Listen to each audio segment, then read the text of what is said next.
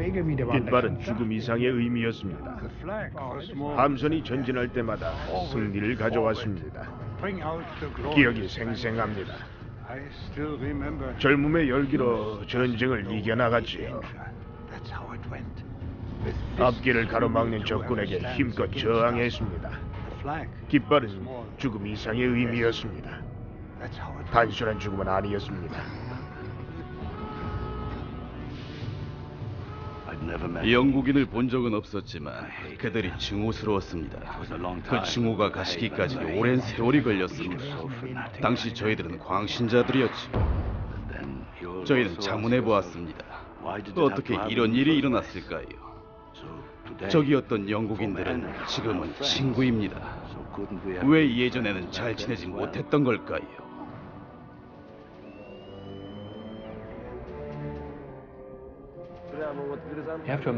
당시 함선은 엄청난 규모와 강력한 파워로 한 국가를 쥐고 흔들 정도였습니다.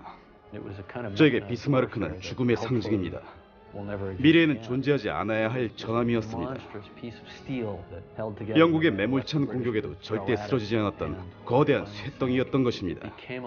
비스마르크의 침몰은 타이타닉의 침몰처럼 아직도 신비한 미스터리로 남아 있습니다.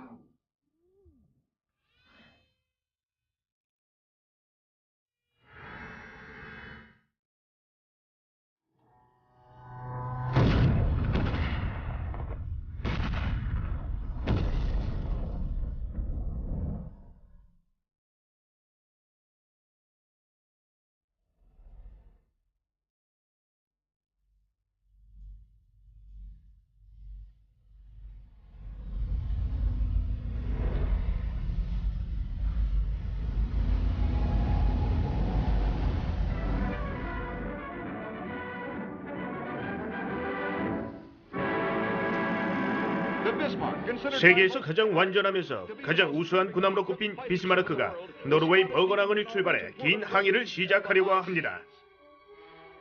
그 뒤를 영국 최대 군함인 후드가 바짝 추격합니다.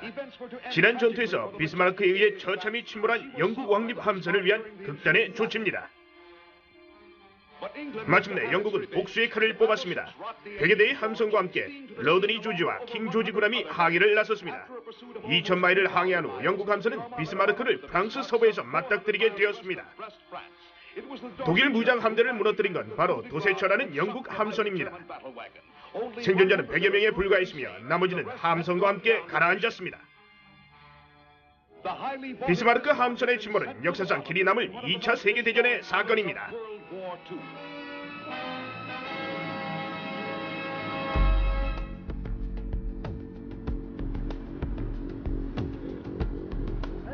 어떤가? 안녕하세요, 선장님.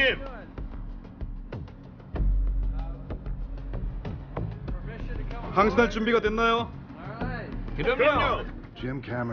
제임스 카메론은 기술자, 과학자, 역사학자, 비스마르크 생존자를 포함해 총 32명과 도착했습니다. 켈디시라는 러시아 해양 탐구 함선에 다들 모였습니다. 90명의 러시아인들은 카메론의 이전 원정대 참가자들입니다. 올가, 어떻게 지내요? 잘 지내요. 반가워요. 잘 지내죠? 네. 비스마르크 탐험 준비 기간은 자그마치 1년이 걸렸습니다. 영화 촬영만큼이나 재미있는 작업입니다. 기술 면에서나 감정 면에서 어려운 작업입니다. 영화 제작자로서의 스킬을 이용할 수도 있지만 그게 다는 아닙니다. 새로운 기술의 시도이며 개인적인 도전입니다. 위험한 장소에 직접 가 이를 정확하고 안전하게 처리를 해야 하니까요. 정말 재밌지 않겠어요? 칼, 어서 오세요. 정말 영광입니다. 반갑습니다.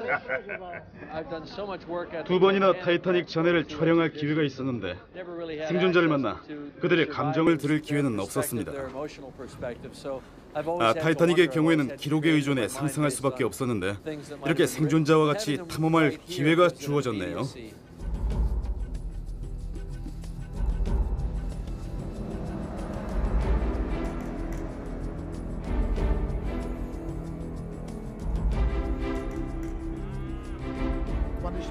운하를 지나가니 기분이 정말 좋군요. 숲으로 둘러싸여 있군요. 일이 생각나는군요. 전 2번이나 여길 지나갔었습니다. 비스마르크가 완성되자 시험 항해를 위해 키엘 운하를 통해 북해로 나갔습니다. 60년이 지났어야 켈디시오가 그 뒤를 밟습니다.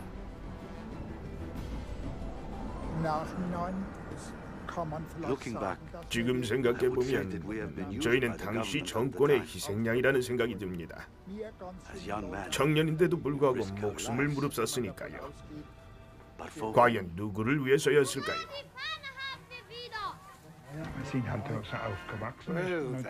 당신은 그랬습니다. 1923년에 태어났습니다. 히틀러가 정권을 잡았을 때 전 10살이었죠. 엄격한 훈련은 계속되었고 토요일은 국가 공휴일이었습니다. 그날은 온갖 스포츠를 하는 날이었고 총쏘기 연습을 비롯해 여러 훈련을 했습니다. 전 해군 훈련을 받았습니다. 훈련의 최종 목적은 실제 전투를 대비하는 것이었죠.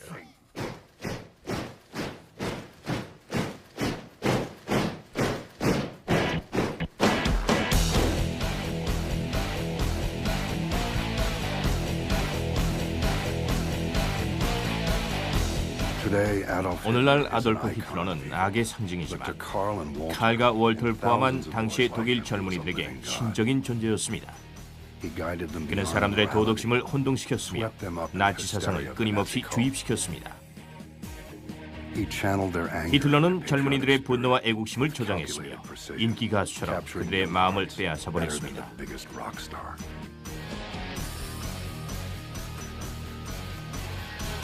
자신들을 강인하고 대단한 불사신으로 생각했습니다. 아무도 막을 수 없었습니다. 타인의 목숨은 물론 자신의 목숨도 승리, 만세 함성과 함께 아낌없이 바쳤습니다.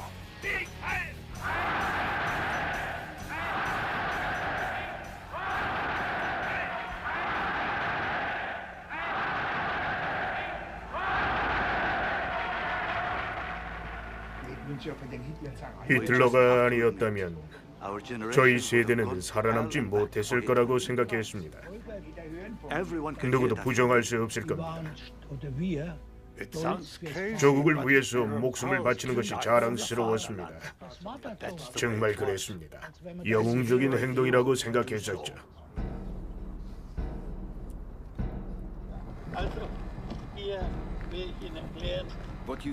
이곳에서 비스마르크가 만들어졌습니다. 이곳 전체에서 비스마르크가 만들어졌고 바다로 인양되었습니다.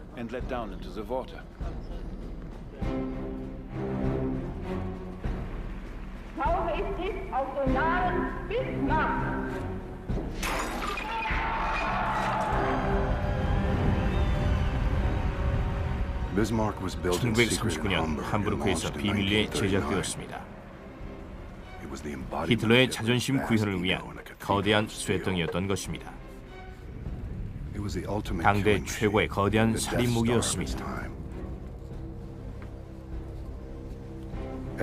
길이는 250m 정도로 타이타닉과 비슷하며 폭은 10m가 더 넓고 무기가 많이 실려 무게가 2배가량 더 나갑니다. 육중한 무게도 15만 마력으로 달리며 32해리의 속력을 냈습니다. 15인치 길이의 대포가 달린 탱크의 무게는 약 110톤에 이르렀으며 25km 거리에 있는 목표물도 맞출 수 있습니다. 배 측면은 크롭 철판이라는 고급 자재로 두께는 13인치이며 수레나 거대한 총탄을 막을 수 있는 정도입니다.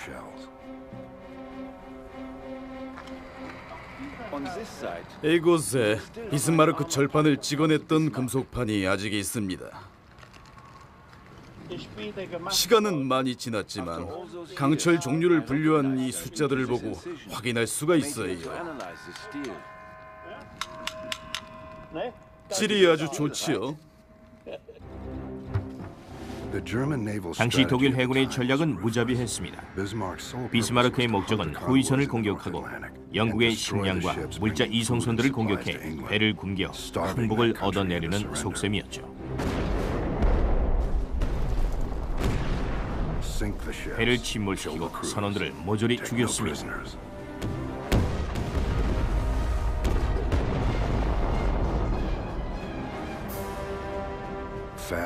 무시무시하고 천하무적이었던 비스마르크는 적군을 마구 삼켜버렸습니다.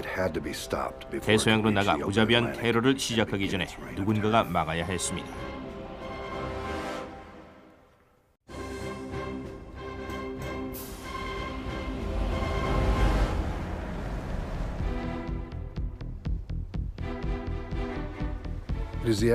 켈디시오는 5월 22일 오후 덴마크 앞바다에서 시작했습니다. 61년 전 바로 오늘 비스마르크는 안전한 노르웨이 항을 떠나 긴 항해를 시작했습니다. 켈디시오는 무기도 총탄도 없습니다. 평화의 배입니다. 세계에서 가장 큰 해양 탐구선입니다. 러시아어로 평화를 미르라고 합니다. 켈디시오는 미르1과 미르2라는 잠수함을 싣고 다닙니다. 깊이 6km까지 들어갈 수 있는 이 잠수함은 전 세계에 4대가 있으며 이 2대가 바로 그것들입니다. 미르 잠수함 2대는 서로 통신이 가능하며 가장 강력한 배터리를 지니고 있습니다. 햇빛이 전혀 투과되지 않는 물속을 환하게 비춰줄 수 있습니다. 미르를 만든 사람은 아나톨리 사타레비치 박사입니다. 미르를 제조했을 뿐 아니라 직접 조종하기도 합니다.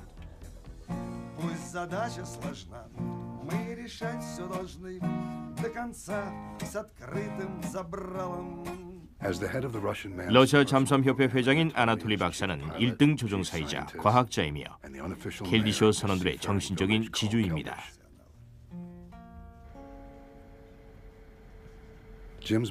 제임스의 동생 마이크는 탐험에서 기술적인 부분을 맡았습니다. 마이크가 만든 ROV가 비스마르크의 내부를 촬영하게 됩니다.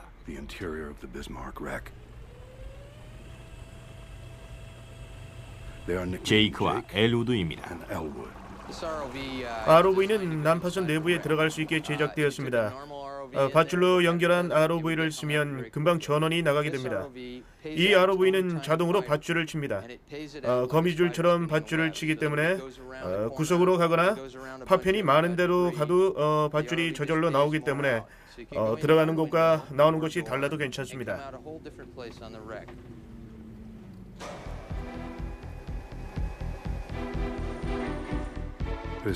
이 ROV를 만들기까지 3년이 걸렸다고 합니다. ROV가 난파선 내부에서 어떤 식으로 움직이고 어떤 것이 필요한지 모든 가능한 변수를 감안해 제작을 했습니다. 외형을 최대한으로 작게 만들려고 노력을 했습니다. 나무랄 데 없이 완벽했습니다. 모두 재료에서 시작해 만들어졌습니다.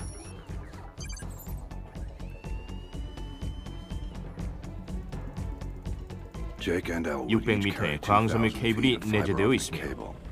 케이블은 머리카락 두께의 반 정도인 유리 섬유 2가닥이 있습니다. 아직까지 2파운드 정도 적게 나가는 것 같은데요. 거기에 맞춰서 잠수를 하면 되겠군. ROV가 찍어낸 화면을 조정 컨트롤 시스템이 광선의 진동만큼 미세한 진동으로 만들어냅니다. 이 미세한 유리 섬유만이 조종사와 연결되어 있습니다. 유리 섬유가 손상되면 거기서 끝입니다. 선박 제조자로부터 인수한 청사진을 통해 비스마르크 각 갑판을 그려보았습니다. 생존자들의 도움으로 ROV가 들어갈 수 있는 정도 크기의 선박 출입구들을 찾아보았습니다. 당시 일했던 작업장과 직무실부터 살펴봐 주세요. 월터, 여기가 비밀 암호 해독실입니다. 바깥쪽 갑판, 나무 갑판이 있는 데군요. 당시에 전 비밀 정보 교환실에서 근무를 했습니다. 제 임무는 외부에서 들어오는 정보와 암호를 해독하는 것이었습니다. 어렸기 때문에 자세한 사항은 전혀 몰랐습니다.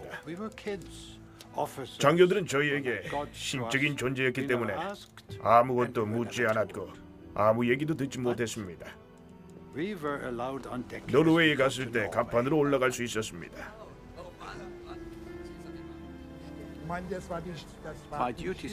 저는 서진실에서 근무를 했습니다.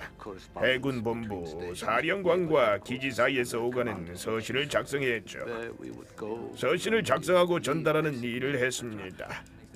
부관실이 바로 옆방이어서 작업에 대한 명령을 받곤 했습니다.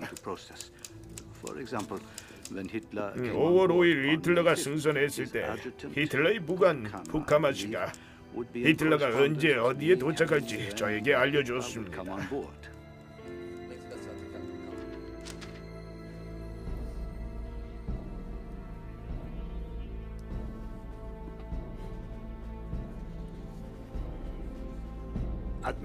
떠나기 일주일 전 루친스 장군이 대책본부장으로 왔습니다. 저희들은 루친스를 싫어했죠. 린드만은 좋은 선장이었고 모두들 좋아했었지요. 루친스가 부임하고 분위기도 바뀌었습니다.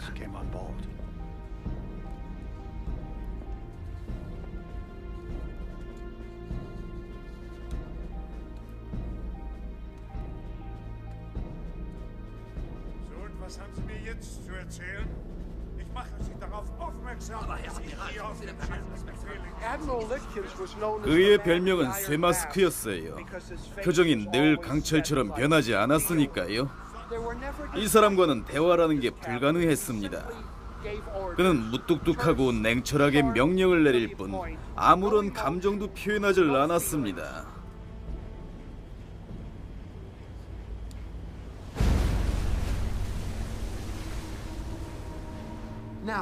1941년 5월 24일에 비스마르크가 이렇게 해협을 빠져나오려는데 두 대의 전함이 보였습니다.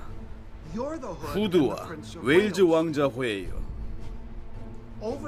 수평선 위로 두 함선이 희미하게 보였습니다. 아주 먼 거리였죠. 함선은 27해리로 항해하고 있었습니다. 함선 윗부분이 희미하게 보였어요. 멀리도 겨냥했네요. 후드와 비스마르크는 결투하는 기사처럼 방향을 돌려 서로 마주봤습니다. 후드가 먼저 공격했습니다. 비스마르크의 공격이 이어졌습니다. 발사! 발사! 발사! 25km의 먼 거리를 공격할 때는 일제히 사격을 합니다. 4발 또는 8발이죠. 적군의 함선에 시험 발사를 할 때 발포한 후 지휘탑에 올라가 떨어지는 지점을 자세히 살핍니다.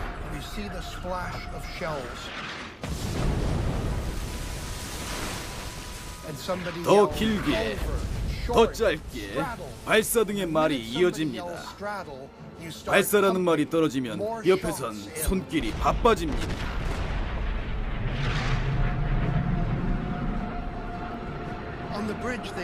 총알은 순식간에 적군의 함대에 떨어집니다.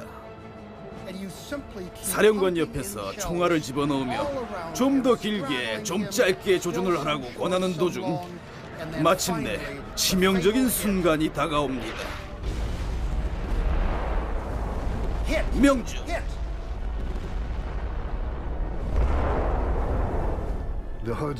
후드의 병기구가 맞는 바람에 함선의 뒤쪽이 폭발했습니다. 후드가 가라앉자 앞서 있던 부대가 마지막 사격을 가합니다.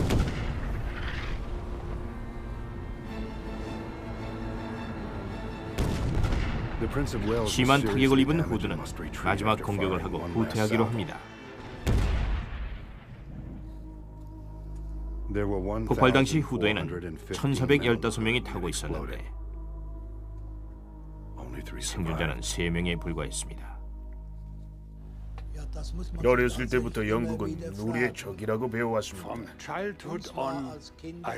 영국인들은 본 적도 없고 말해본 적도 없었지만 저에겐 적군이었습니다. 저희가 후드를 폭파시켰을 때 모두들 행가리를 치며 기뻐했었죠. 그리고 바다 위에 둥둥 떠있는 시체들을 봤습니다. 몇 명이 살아남은지는 알 수 없었어요. 우리와 같은 인간이라는 생각이 들었고 왜 그들이 우리의 적이어야 하는지를 생각해 했습니다.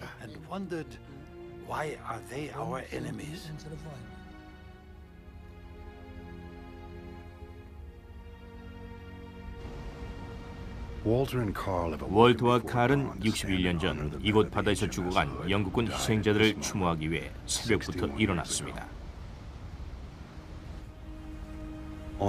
당시 칼과 워터를 포함한 동료들은 승리의 기쁨에 젖어 있었습니다.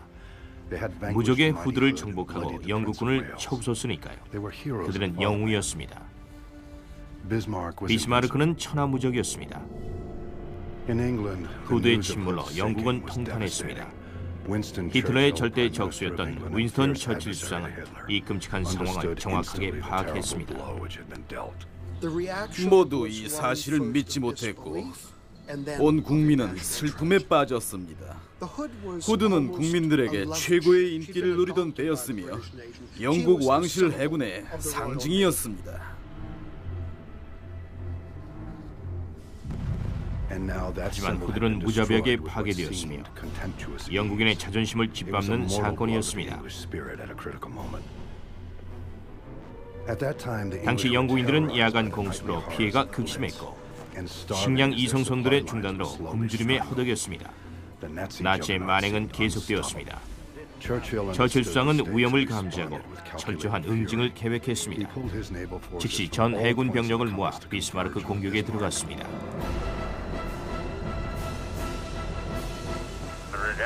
지금 이 순간 비스마르크를 파괴하는 것만큼 중요한 사안은 없습니다.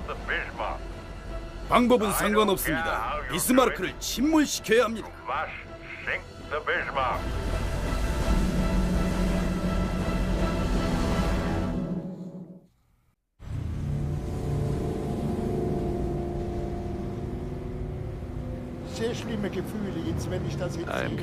점점 이상한 기운이 느껴지는군요. 가까워질수록 기억이 새록새록 피어납니다. 심장이 빠르고 격렬하게 뛰고 있습니다.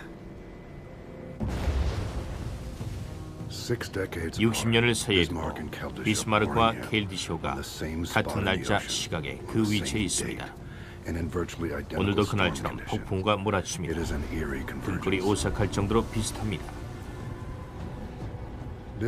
비스마르크는 폭풍으로 프랑스 연안으로 밀려갔습니다. 영국 함선들이 따라오지 못하고 있었습니다. 월터와 칼은 제대할 날만 기다리고 있었습니다. 무사히 돌아갈 거라는 희망을 버리지 않았습니다. 적어도 저는 그랬습니다. 하지만 운명의 장난이 시작되었습니다. 나치의 횡포를 보다 못한 영국군은 폭풍 속에서 5대 뇌격기를 이용해 자살 테러를 시작했습니다. 그때 한 발이 배 방향키에 맞았습니다. 비틀거리던 비스마르크는 빙빙 돌기만 했습니다. 마지막 한 발이면 끝날 상황이었습니다. 전 무전실에서 몇 대 적군 함선이 오는지 들었습니다. 저희는 빙빙 돌고만 있었고 적군들은 저희 주위로 몰려들었습니다. 한 가닥 희망마저 모두 사라졌죠.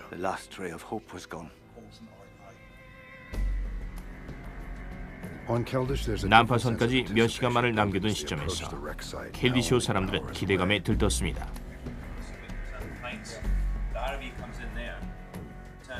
첫 번째 잠수를 준비하느라 대원들은 밤잠을 설쳤습니다.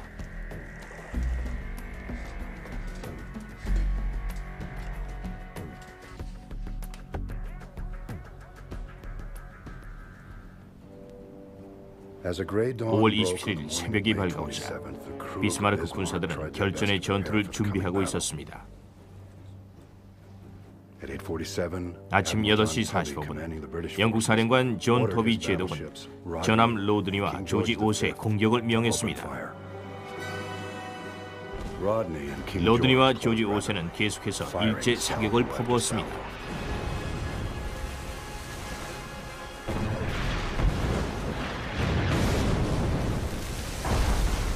서포크, 노포크, 셰필드 전함도 곧 가세했습니다. 비스마르크는 총알 세례를 받았으며 군사들도 죽어갔습니다.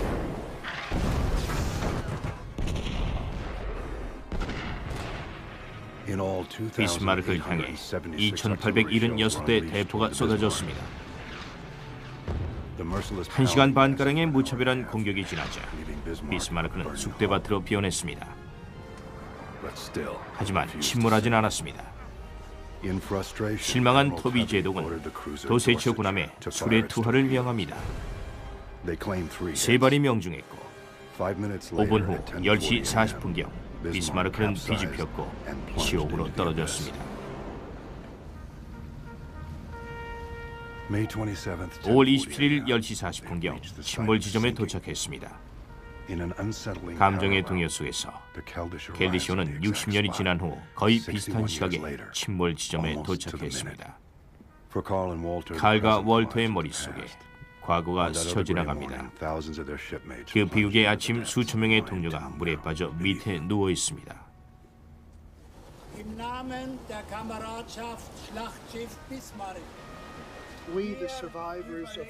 1941년 5월 비참했던 전투에서 저희들은 61년 전 오늘 돌아가신 영혼들에게 추도의 뜻을 전합니다.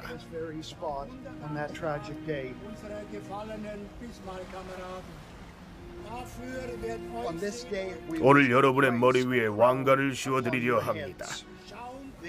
출렁이는 바다를 상징하는 왕관을 말입니다. 지구상의 영원한 평화를 기원하며 다시는 전쟁이 일어나지 않기를 기원합니다.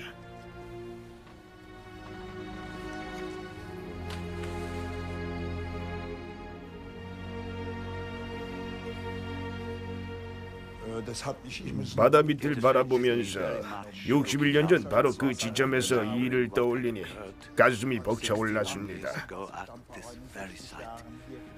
살려고 발버둥치던 제 모습이 불현듯 떠오르며 살아남은 것을 다시 한번 감사했습니다.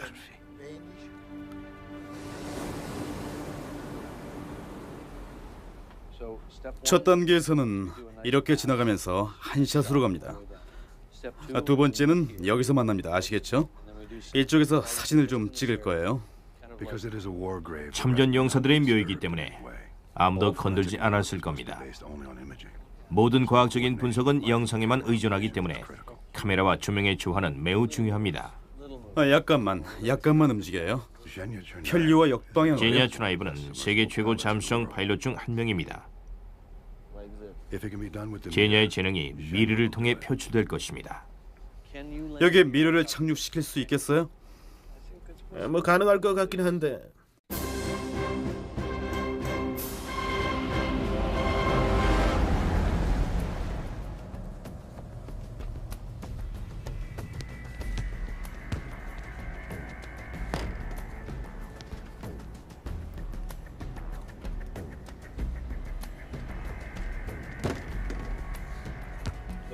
좋은 아침.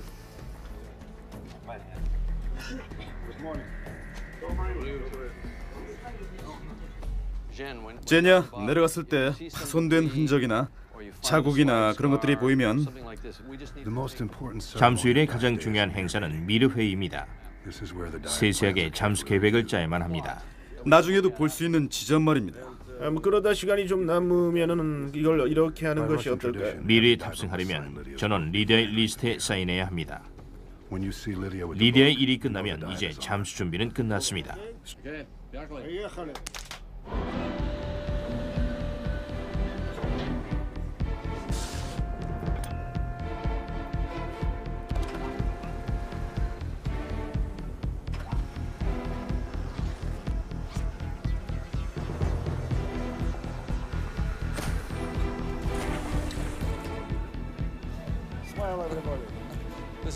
웃는 거예요. 더 이상은 안 됩니다.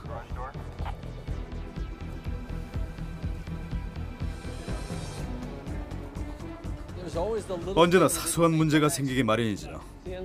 나중에 봐요. 1년 가까이 준비한 거죠. 내비게이터 광 케이블 등을 어떻게 해야 할지 생각을 했죠. 내비게이터로 난파선의 위치 파악이 가능하며 찾아갈 수 있습니다. 하지만 사소한 문제가 생길 걸로 예상합니다. 그런 문제를 전 X 요인이라고 하는데요. 중요한 시점에 작은 부품이 고장을 일으킬 수도 있죠. 스트레스가 극에 달했습니다. 기계니까 고장의 위험은 언제나 있죠. 난파선에서 못 빠져나올 수도 있죠. 전기가 나갈 수도 있고요. 행운을 빌어야죠.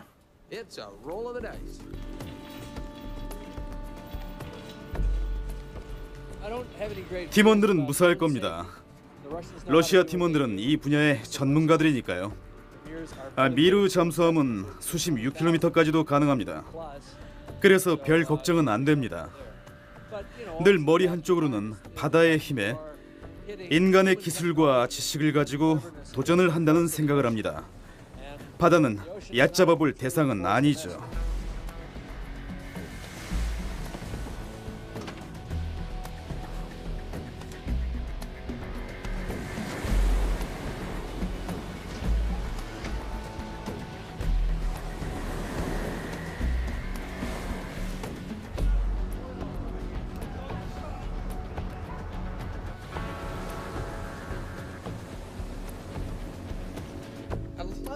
정말 신나는군요. 흥분됩니다. 헬리콥터를 타는 기분과 비슷해요. 헬리콥터와 비슷합니다. 위험 요소가 있기 때문에 정확하고 신중해야 합니다. 사실 지금 무시무시한 곳으로 가는 거죠. 4.7km 깊이에요.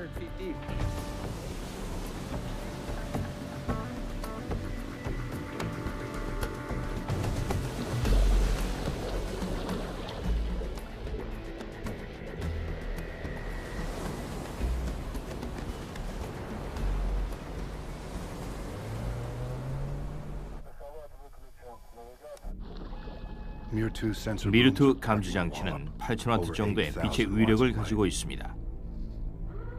미르1은 입체 고밀도 카메라를 내장하고 있습니다.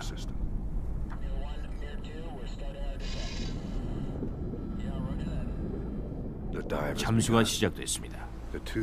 현재 3마일의 거리를 두고 2대의 잠수정이 내려가고 있습니다.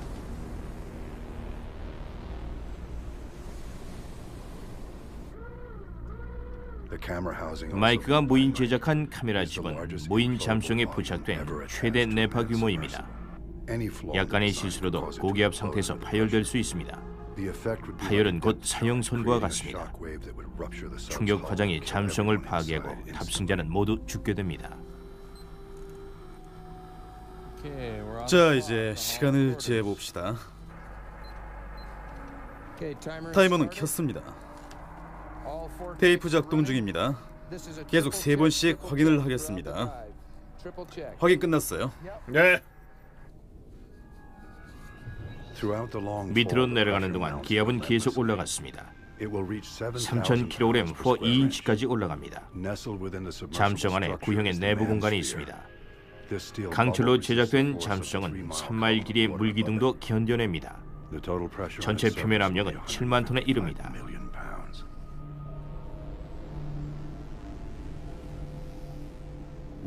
수심 150m에 다다르자 불빛이 사라졌습니다. 기온은 얼 정도로 뚝 떨어집니다. 벽면은 응축으로 물방울이 맺힙니다.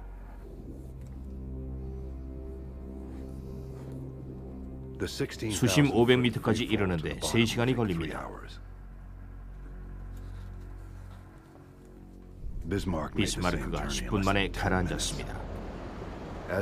수표면에 떨어지자마자 부력과 수력이 배의 끝부분을 뒤집어 버렸습니다. 배는 곤두박질치고 35,000톤 무게의 미사일이 떨어지기 시작했습니다. 거센 물살이 관망대와 돛대 통풍 기둥을 앗아가 버렸습니다.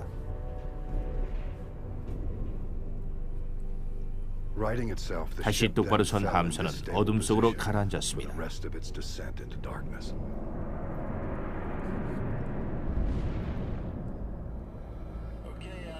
미르2, 우리는 지금 바닥에서 30m 위에 떠 있다. 바닥이 보여요? 20m.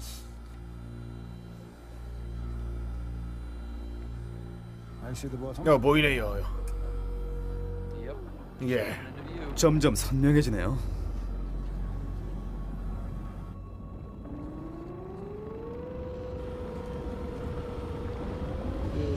아름답군요. 달에 착륙하는 것 같아요. 정말이에요. 미세한 점토를 좀 보세요.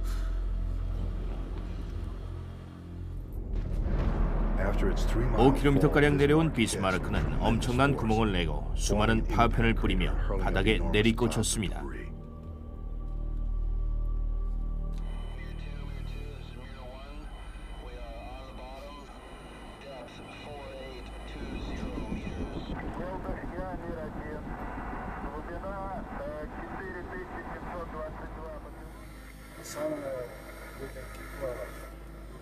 경사진 곳을 지나는 것 같군. 산처럼 엄청 높아. 해선의 측면에 내려앉았습니다. 육중한 함선은 아래로 미끄러져 내려오면서 바닥에 홈을 팠습니다. 10만 톤가량의 물이 가라앉는 배를 따라 내려와 경사면에 내리꽂혀 마치 산사태처럼 강력한 물살을 일으켰습니다. 강력한 물살로 배가 옆으로 들어갔습니다.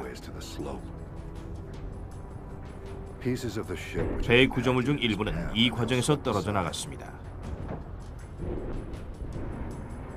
이 육중한 선체는 바닥을 쓸며 물보라를 일으켰습니다. 뱃머리가 진흙을 깊게 쓸어내려 방향이 서쪽으로 틀어졌습니다. 거대한 배는 드디어 멈춰섰습니다. 해선을 따라 1km 정도 쓸려 내려온 것이죠. 표면에 흔적이 남아있군. 제대로 찾아온 것 같군요. 잘 보세요. 표면이 쓸려서 엉망이 돼 있죠. 배가 용트림을 하면서 내려왔군. 우린 미끄러져 내려온 지점 위에 있는지도 몰라요. 화면 오른쪽에 표시가 되어 있네요.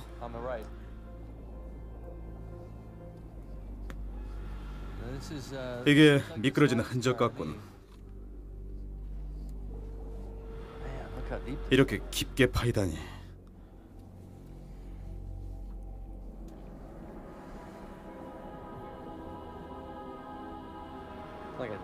불도저가 밀고 지나간 것 같군요. 네, 정말 그렇네요. 이 길만 따라가면 난파선을 찾을 수 있겠군요.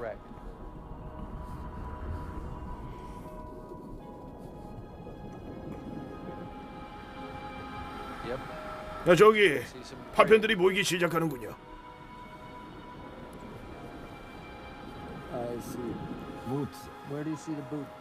군화도 보이는데요. 아니 어디요? 왼쪽이요? 네, 왼쪽이요. 보여요. 군화 한쪽이요? 장교 군화인가요?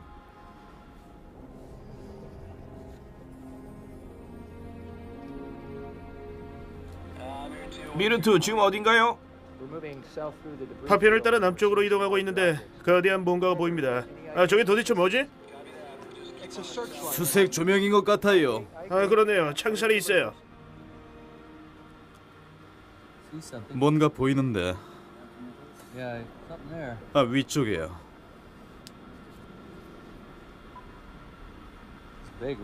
엄청 크군.